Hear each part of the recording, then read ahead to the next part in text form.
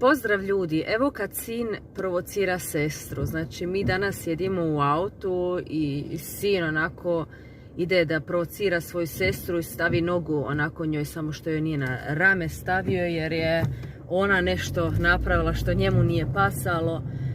I ja sam šutila jednu minutu i po, dvije, i nakon te 2 minute sam samo rekla: sine, rekao, ti si, rekao, stvarno jedan super, rekao, dečko, ali šta ti misliš, kako bi se ti osjećao kad tebe bi neko ovako išao provocirati? Šta ti misliš, ali bi to tebi bilo lijepo? On je u tom momentu spustio nogu i kaže, veli, mama, ne bi bilo lijepo. Ja velim, ako vidiš. Zato što je bitno? Bitno je da je djeci nekada pokažete situaciju ono ko gledalo. Jer šta mi radimo? Naprimjer, kako sam ja prije rješavala situaciju. On stavi nogu, ja kažem spusti nogu. On ne spusti nogu, ja krenem u borbu s njim, krenem u rat.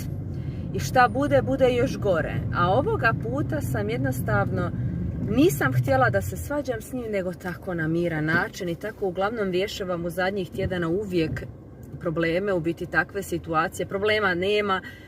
I ljudi moji, preporodit ćete se. Znači, jučer je slična situacija bila gdje je isto on nju krenuo provocirati, isto zato što mu je nešto napravio, što njemu nije pasalo. Na isti način sam se riješila situaciju, znači bez problema. Nikad nemojte diskutirati sa djetetom koji je ljut, jer logično razmišljanje im se blokira u to vrijeme. Kada su ljuti, znači oni ne mogu više racionalno i normalno reagirati, nego najbolje pričekati, bilo kakva da je situacija, pričekajte da se smiri i tek onda s njim razgovarajte, bez da napadate, bez da kažete, ej, ti si kriv, ti nisi dobar. Jednostavno mu reći, ej, ti si super dečko, ali šta ti misliš, pa ni tebi to ne bi bilo ugodno. Jednostavno mu pokazati onako empatično kako je biti dobar dečko. Uživajte mi!